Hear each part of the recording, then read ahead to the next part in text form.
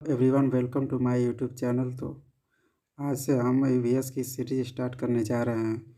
तो इस सीरीज में हम उन सभी महत्वपूर्ण प्रश्नों को देखेंगे जो पिछले वर्षों से पूछे जा रहे हैं। ईवीएस में कुल मिलाकर 30 प्रश्न पूछे जाते हैं, जिसमें से 15 सब्जेक्ट से तथा 15 पेडागोजी से। सीटेट में एक अच्छा स्कोर करने के लिए सीरीज महत्वपूर्ण रहेगी। तो जो भी साथी चैनल पर नए हैं तो प्लीज़ चैनल को सब्सक्राइब कर लें और बेल आइकन को भी प्रेस कर दें, ताकि सीटेट से संबंधित सूचना आप तक पहुंच सके। तो चलिए शुरू करते हैं। तो चलिए स्टार्ट करते हैं इस सीरीज को। यह सीरीज का पहला क्वेश्चन है, जिसमें कल्पना चावला भारतीय मूल की अंतरिक्ष यात्री जिनका निधन हो गया था, तो यह निधन किस वर्ष हो गया था।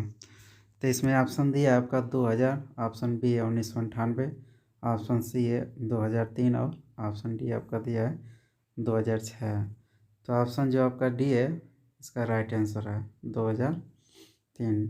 तो जब कल्पना चावला अंतरिक्ष यान से जब वापस आ रही थी, तब उनका अंतरिक्ष यान पृथ्वी के वायुमंडल के घर्षण के कारण जल गया था, जो 1/2/2003 को उनकी मृत्यु हो गई थी।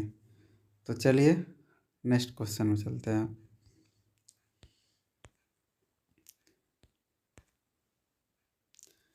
निम्न में से कौन सा मिजोरम का सबसे प्राचीन नृत्य है।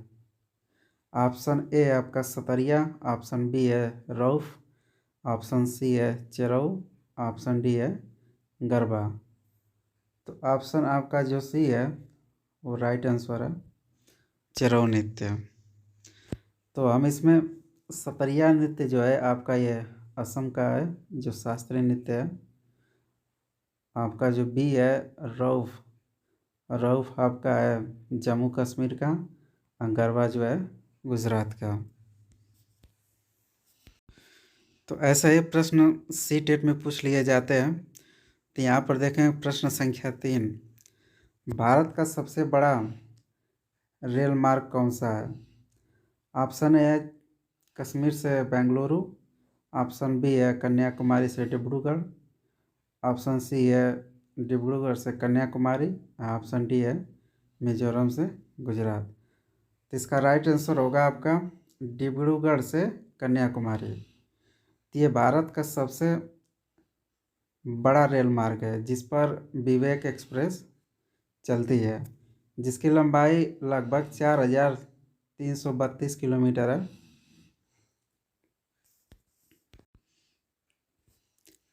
अगला प्रश्न, जो पौधे खारे जल वाले क्षेत्रों में उगते हैं उन्हें क्या कहा जाता है। Option A halophyte, option B mesophyte, option C heliophyte, option D जो है आपका जीरोफाइट है। इसका राइट आंसर होगा ऑप्शन ए हेलोफाइट। इसमें जो आपका डी वाला ऑप्शन दिया है ये जीरोफाइट, ये जीरोफाइट जो मरुस्थलीय रेगिस्तान में होते हैं, जैसे कि वहाँ पे एक नागफनी नामक पौधा होता है, वही सब होता है। प्रश्न संख्या 5, इसमें सीटेट से कुछ भारत के जनजातियों के बारे में पूछ लेता है कि कौन सी जनजाति किस राज्य में है। तो ये वाला क्वेश्चन बहुत इम्पोर्टेंट है। तो उन आदिवासी वर्गों की पहचान कीजिए जो हिमाचल प्रदेश भारत के मूल निवासी हैं। तो इसमें ऑप्शन ए दिया है संथाली जनजाति, बी दिया है गोंड जनजाति, सी दिया है गद्दी जनजाति, आपका डी दिया है सहरिया जनजाति। तो इसमें ऑप्शन आपका राइट आंसर सी गद्दी जनजाति। गद्दी जनजाति भारत के हिमाचल प्रदेश की मूल निवासी है। इसमें ऑप्शन ए दिया है संथाली जनजाति। तो संथाली जनजाति ये भारत की तीसरी सबसे बड़ी जनजाति है, जो बिहार, झारखंड और उड़ीसा राज्यों में निवास करती है। गोंड जनजाति, ये जो गोंड जनजाति है ऑप्शन नंबर बी है, यह एमपी एमपी में भारत की दूसरी सबसे बड़ी जनजाति है जो लगभग 13 राज्यों में निवास करती है। ऑप्शन जो आपका डी है, सहरिया जनजाति। यह जनजाति राजस्थान में पाई जाती है, जो बहुत ही आदमखोर होती है, जिसको आधारभूत सुविधा देना भी बहुत मुश्किल हो जाता है। आधारभूत सुविधा का मतलब है कि उनकी शिक्षा, पानी, मकान और स्कूल की व्यवस्था। तो सीटेट में पक्षियों से भी कुछ क्वेश्चन पूछ लिए जाते हैं, जो हर वर्ष एक दो क्वेश्चन ही पूछे जाते हैं। तो इसमें हम देखेंगे कि निम्नलिखित में से कौन सा पक्षी पेड़ के तनों में अपने घोंसला बनाते हैं। तो ऑप्शन ए है कौवा, बी है आपका बसंत गौरी, सी है आपका शकखोरा और डी है आपका दर्जी पक्षी। तो इसमें आपका राइट आंसर बसंत गौरी। इसमें और सब डिस्कस कर लेते हैं। ऑप्शन में ऑप्शन है ए आपका कौवा। कौवा एक ऐसा पक्षी होता है जो पेड़ की सबसे ऊंची डाली पर घोंसला बनाता है, जिसके घोंसले में कोयल अंडा देती है। शकखोरा, शकखोरा वृक्षों की डाली पर लटकता हुआ घोंसला बनाता है, आप लोग प्रायः देखते होंगे। दर्जी पक्षी, दर्जी पक्षी जो वृक्षों की पत्तियों को तोड़कर वो अपने चोंचों से एक घोंसले का निर्माण करती है। प्रश्न संख्या 7, 3 राज्यों का ऐसा समूह जिसके किसी किनारे पर अरब सागर का, वह कौन सा है। तो ऑप्शन ए है पहला केरल, कर्नाटक, महाराष्ट्र। ऑप्शन बी है कर्नाटक, केरल, कर्नाटक, आंध्र प्रदेश। ऑप्शन सी है उड़ीसा, आंध्र प्रदेश, महाराष्ट्र। ऑप्शन डी आपका है केरल, महाराष्ट्र, पश्चिम बंगाल। तो आपका ऑप्शन ए सही होगा, केरल, कर्नाटक और महाराष्ट्र।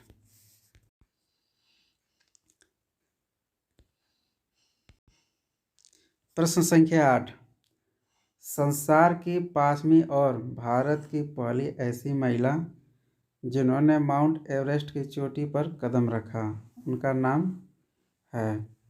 ऑप्शन ए है बछेंद्री पाल। ऑप्शन बी है Sunita Williams. Option D C है आपका कर्दम मल्लेश्वरी। ऑप्शन डी है आपका संतोष यादव। तो इसमें आपका यही राइट आंसर होगा। बाकी सब क्वेश्चन को भी देख लेते हैं, ऑप्शन को भी। सुनीता विलियम्स, सुनीता विलियम्स जो है भारतीय मूल की दूसरी महिला थी जिन्होंने अंतरिक्ष में यात्रा की थी। और आपका सी जो है कर्दम मल्लेश्वरी, ये बहुत इंपॉर्टेंट, बार बार पूछा जाता है, क्योंकि कर्दम मल्लेश्वरी भारत की वो पहली महिला थी जिन्होंने ओलंपिक में कोई पदक जीता था। संतोष यादव, संतोष यादव प्रथम भारतीय महिला है जिन्होंने एवरेस्ट पर लगातार 2 बार चढ़ाई की थी। तो ऐसा ही प्रश्न सीटेट में पूछा जाता है, बहुत ही छोटे छोटे प्रश्न पूछे जाते हैं।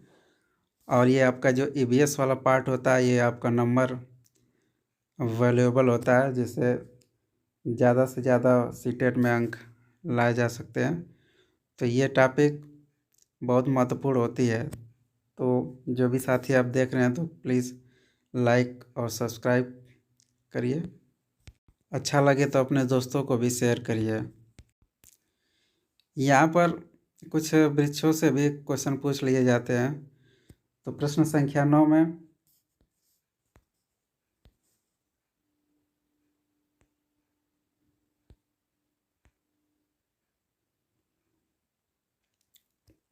रेगिस्तानी ओक वृक्ष कहाँ पाया जाता है। ऑप्शन डी है अबू धाबी, बी ऑप्शन है ऑस्ट्रेलिया, ऑप्शन सी है आपका रूस, ऑप्शन डी है जर्मनी। तो जो ओक वाला वृक्ष होता है आपका ऑस्ट्रेलिया में पाया जाता है। इसकी एक विशेषता ये होती है कि यह 10 फीट इसकी ऊंचाई होती है, और इसका जो जड़ होता है वो 30 फुट तक होता है, जहाँ तक जल होता है। तो इसके तने में जल जमा होता है, जो रेगिस्तान में जो यात्री आते हैं तो इसमें से पाइप लगाकर पानी पीते हैं।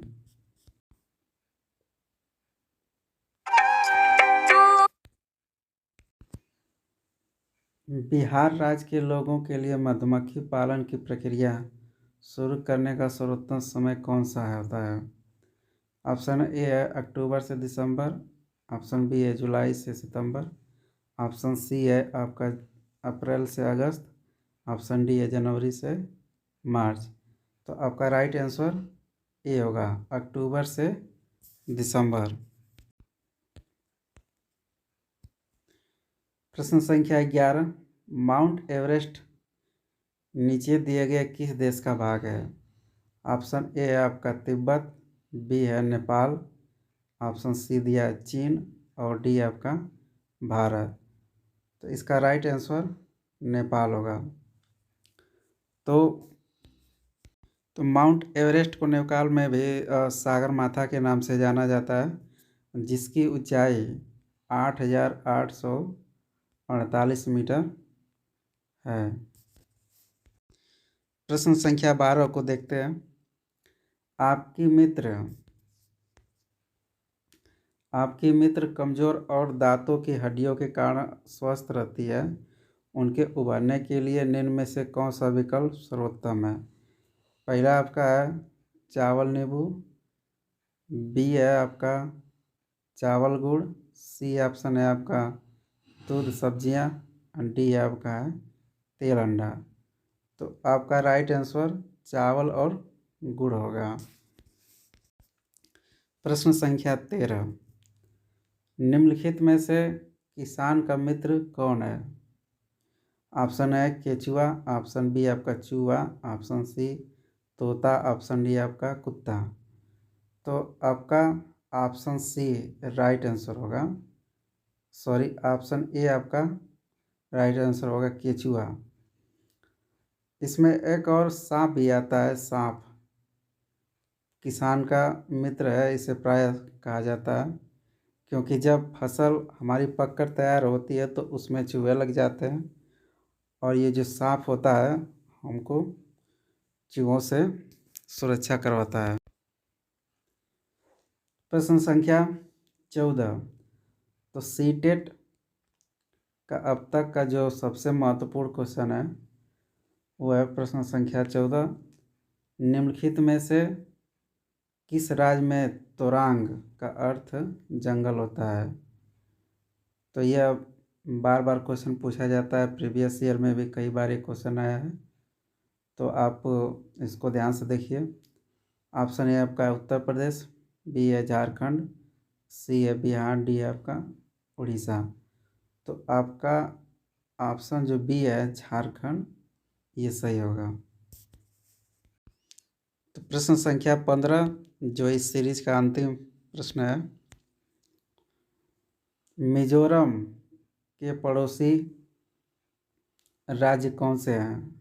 Option A Assam, option B Manipur, option C Tripura, option D उपयुक्त में से सभी। तो आपका ऑप्शन डी राइट आंसर होगा।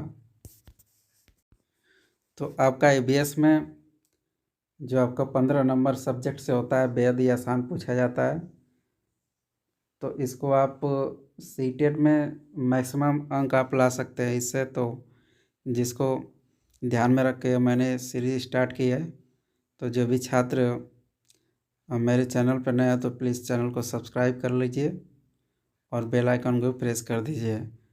तो चलिए चलते हैं। तो सीटेट परीक्षा में आपका ईवीएस से जो आपका सब्जेक्ट वाला पार्ट होता है उससे 15 क्वेश्चन पूछा जाता है, जो बार बार प्रीवियस ईयर में ही रिपीट करता है। तो जो छात्र इसको थोड़ा ही प्रयास करेंगे तो ईवीएस में अच्छे नंबर लाएंगे, जो सीटेट पास करने के लिए बेहद महत्वपूर्ण है। तो इसको ध्यान में रखकर मैंने यह सीरीज स्टार्ट की है। तो इस सीरीज़ का उद्देश्य है कि जितना भी प्रीवियस ईयर का क्वेश्चन पूछा गया है मैं इसमें सबमिट करूं। तो ऐसे ही वीडियो के लिए लाइक और सब्सक्राइब करिए। तो अगली वीडियो में